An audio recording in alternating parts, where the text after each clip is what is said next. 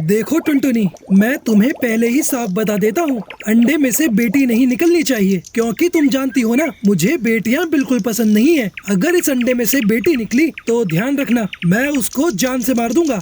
ऐसा मत कहिए जी, बेटियाँ तो भगवान का दूसरा रूप होती है। मैंने कह दिया सो कह दिया, मुझे बेटा ही चाहिए। तभी वो अंडा फूट जाता है और टुनटुनी को एक बेटी होती है, जिसे देख कालू गुस्से से भर जाता है। मैंने तुमसे कहा मुझे बेटा ही चाहिए, बेटी नहीं चाहिए। अब मैं इसकी जान ले लूंगा। ऐसा मत कीजिए जी, कोई पिता अपनी बच्ची को कैसे मार सकता है?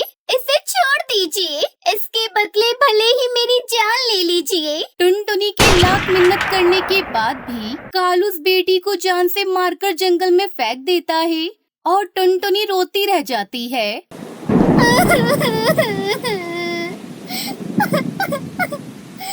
हे ऊपर वाले, अपनी बेटी को मरते हुए देखने से तो अच्छा था कि तुम मुझे ही मार देता। समय बीतता गया और एक दिन टुनटुनी को एक साथ 3 बेटियां हुई। टुनटुनी को कालू का डर सताने लगा, इसलिए वो बहुत घबराने लगी। अरे ये क्या हो गया? अगर कालू जी को पता चल गया कि मुझे एक साथ 3 बेटियां हुई हैं, तो वो इनकी जान ले लेंगे। मुझे कुछ तो करना होगा। मैं अपनी बच्चियों को नहीं मरने दे सकती। बहुत सोचने के बाद टुनटुनी अपनी तीनों बेटियों को लेकर उड़ जाती है और उन्हें एक जगह पर छिपाकर जाने लगती है। तभी उसकी सबसे छोटी बेटी कहती है, माँ, अभी हम तीनों बहुत छोटे हैं। आप हम तीनों को क्यों छोड़कर जा रही हो? माँ, हमारा ध्यान कौन रखेगा? मुझे माफ कर दो मेरी बच्चियों। अगर मैं तुम तीनों को अपने साथ रखती तो तुम्हारे पिताजी तुम्हारी जान ले लेते। तुम तीनों यहाँ बिल्कुल सुरक्षित हो। बस यहाँ से बाहर मत निकलना। बाहर शिकारी पक्षी घूमते रहते हैं। मेरी प्यारी बच्ची, मैं तुमसे रोज मिलने आया करूँगी। ठीक है माँ, लेकिन वापस जल्दी से आ जाना। इसी तरह टुनटुनी रोजाना जब कालू कौवा सो जाता, तब कालू से छुपकर वो अपनी बेटियों से मिलने जाती थी। ये टुनटुनी रोज मुझसे छुपकर कहाँ जाती है? कुछ तो बात है। आजकल मुझ पर ध्यान भी नहीं दे रही है। मुझे इसका पीछा करना होगा। कालू कौवा उसका पीछा करते हुए उसी जगह पहुंच जाता है जहां टुनटुनी तीनों बेटियों को खाना खिला रही थी। कालू कौवे को अपने सामने देखकर वो चारों बहुत डर जाती हैं। मेरे साथ इतना बड़ा धोखा टुनटुनी, मेरी 3 बेटियां हैं और आज तक तूने मुझे खबर भी नहीं लगने दी। अब तू देख मैं क्या करता हूँ। मैं इन तीनों को बेचकर पैसा बनाऊंगा, पैसा। ऐसा मत कीजिए, वो शिकारी मेरी तीनों बच्चियों को खा जाएगा। भगवान के लिए हमें बख्श दीजिए। मेरी बच्ची को छोड़ दीजिए। तभी कालू कौवा टुनटुनी को बुरी तरह से मारने लगता है। माँ को छोड़ दीजिए, मत मारिए इन्हें। कालू कौवा टुनटुनी को बुरी तरह से घायल कर देता है और टुनटुनी को वहीं छोड़कर तीनों बेटियों को अपने साथ लेकर उड़ जाता है और उन्हें शिकारी बाज के पास ले जाता है। अरे वाह, इतने प्यारे प्यारे चिड़िया के बच्चे। ये तो बहुत ही कोमल और खूबसूरत हैं। अरे इन्हें तो मैं बड़े सौदागरों को बेचूंगा। इनसे मुझे खूब पैसा मिलेगा। शिकारी जी, ये तीनों मेरी बेटियां हैं। मैं इन्हें बेचना चाहता हूँ। इनके बदले मुझे बहुत सारा पैसा चाहिए। ठीक है, ये लो, तीनों के बदले पूरे 5,000 रुपए। पैसों को लेकर कालू कौवा बहुत खुश हो जाता है और वहाँ से जाने लगता है। हमें छोड़कर मत जाइए पिताजी, ये शिकारी पता नहीं हमारे साथ क्या करेगा। पिताजी मत जाइए। लेकिन कालू कौवा वहाँ से चला जाता है। तभी रास्ते में एक चोर की नजर उस पर पड़ती है। इतना सारा पैसा ये मुझे दे दे, नहीं तो तू जानते जाएगा। नहीं नहीं, मैं ये पैसे नहीं दूंगा। तभी वो चोर कालू पर हमला कर देता है, जिससे कालू घायल हो जाता है और वो चोर कालू के पैसे लेकर उड़ जाता है। उधर टुनटुनी की तीनों बेटियां बहुत डरी हुई थीं। अब मैं तुम तीनों को सौदागर को बेचूंगा, उससे मुझे बहुत सारा पैसा मिलेगा। ये सुनकर तीनों बहुत डर जाती हैं। तीनों बेटियां कैद हो गई थी। सुनो मेरी बहनों, हमें इस शिकारी को चकमा देकर यहाँ से भागना होगा। पर कैसे? उस शिकारी ने तो हमें पिंजरे में बंद कर दिया है। अब हम क्या करेंगे? और उधर टुनटुनी बहुत परेशान थी। पता नहीं तुम कहाँ हो मेरी बच्चियों। अगर मुझे तुम्हें ढूंढना है तो मुझे तुम्हारे पिता के पास फिर से जाना होगा, लेकिन मैं तुम्हें ढूंढ कर ही रहूंगी मेरी बच्चियों। टुनटुनी ढूंढते हुए जैसे ही कालू के पास पहुंची तो वो घबरा गई। अरे आप तो बहुत जख्मी हो, ये चोट आपको कैसे लगी? कालू कौवा टुनटुनी को उस पक्षी की कहानी बताता है। तभी टुनटुनी घायल कालू की मदद करती है। देखा आपने, आपको अपनी बेटियों को बेचने की सजा मिली है। अगर आप अपनी गलती सुधारना चाहते हैं तो बता दीजिए, कहाँ है हमारी बेटियाँ? मैंने बेटियों को शिकारी बाज को बेच दिया है। चलो हम उसके पास चलकर अपनी बच्चियों को ले आते हैं। कालू और टुनटुनी शिकारी बाज के ठिकाने पर पहुंचते हैं। यहाँ तो ना ही शिकारी है और ना ही हमारे बच्चे।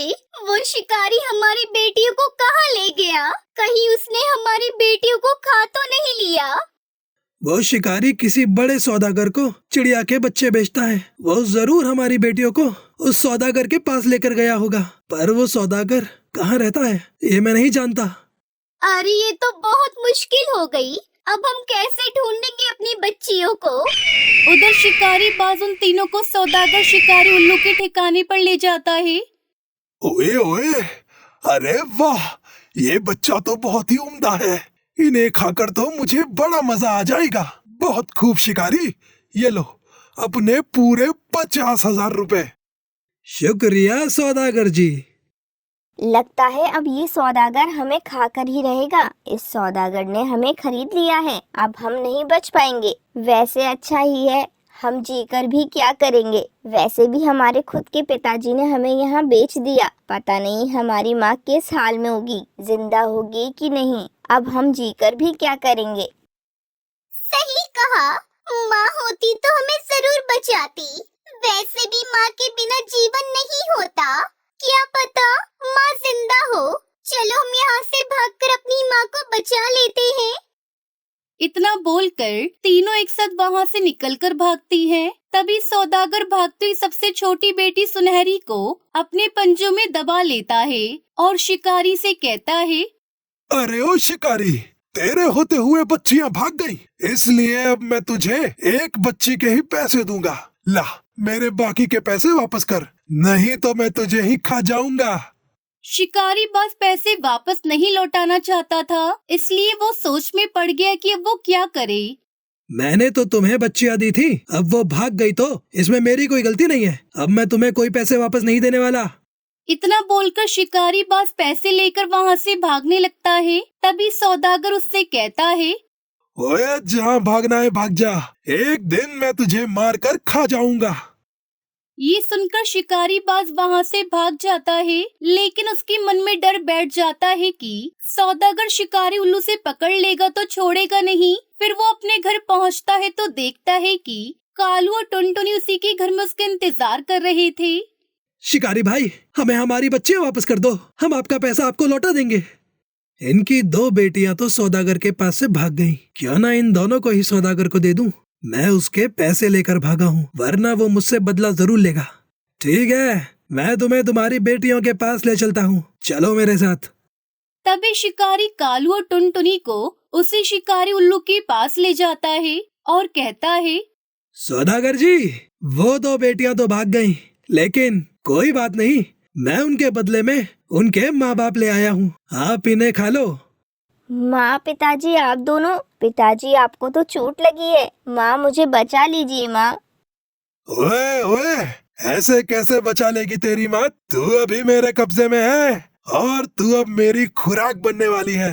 तेरी ये कमजोर माँ और घायल पिता कुछ नहीं कर पाएगा। ओ बाज, इन दोनों को भी पिंजरे में बंद कर दो, मैं इन तीनों को एक साथ ही खाऊंगा। तभी शिकारी बाज कालू और टुनटुनी को भी पिंजरे में बंद करने लगता है।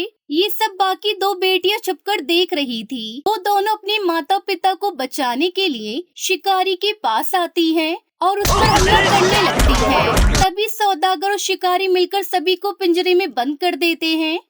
ओए, मैं अब इन पांचों को खाऊंगा। मैं इन्हें खाने के लिए मिर्च मसाला लेने जा रहा हूँ, तब तक तुम इनका ध्यान रखना। ये कोई चालाकी ना करे। इतना बोलकर सौदागर उल्लू वहाँ से चला जाता है। तभी कालू सोचने लगता है और शिकारी बाज को अपने पास बुलाकर कहता है, शिकारी भाई, तुम हमें इस पिंजरे में से निकाल दो, उसके बदले में हम तुम्हें बहुत सारा पैसा देंगे। तुम तो मुझे एक ही बार पैसा दोगे, लेकिन ये सौदागर मुझे हर बार पैसा देगा जब भी मैं इसके पास शिकार लेकर आऊंगा। अब तो तुम सब लोग मरने के लिए तैयार हो जाओ। हम तुम्हें इस लायक नहीं छोड़ेंगे कि तुम किसी और पक्षी का शिकार करो। तभी कालू को वो अचानक से शिकारी की गर्दन पकड़ लेता है। फिर टुनटुनी और कालू उसकी गर्दन को उसके धड़ से अलग कर देते हैं। कुछ देर बाद सौदागर उल्लू मिर्च मसाले लेकर वहाँ आता है। ओए ये क्या? ये तुम लोगों ने क्या किया? तुमने शिकारी को ही मार डाला। मैं अभी तुम लोगों को खाता हूँ। सौदागर जी, मरने वाले की आखिरी इच्छा पूरी करनी चाहिए और एक असली शिकारी मरने वाले की आखिरी इच्छा जरूर पूछता है। मेरी भी एक इच्छा है। ओए ठीक है, बता क्या है तेरी आखिरी इच्छा? मैं अपनी बेटियों को अपने सामने मरते हुए नहीं देख पाऊंगा, इसलिए मेरी यही इच्छा है कि आप सबसे पहले मुझे ही खा लो। सौदागर कालू की बात मान लेता है। फिर वो कालू को खाने के लिए जैसे ही मुंह खोलता है, वो मरे हुए शिकारी का धड़ सौदागर के मुंह में घुसेड़ देता है, जिससे उसे सांस आना बंद हो जाती है और उसकी मौत हो जाती है। पिताजी, आपने हम सबको बचा लिया। आप इस दुनिया के सबसे अच्छे और सबसे बहादुर पिता हो। इसके बाद से कालू अपनी तीनों बेटी और पत्नी से बहुत प्यार करने लगता है और खुशी खुशी उनके साथ रहने लगता है।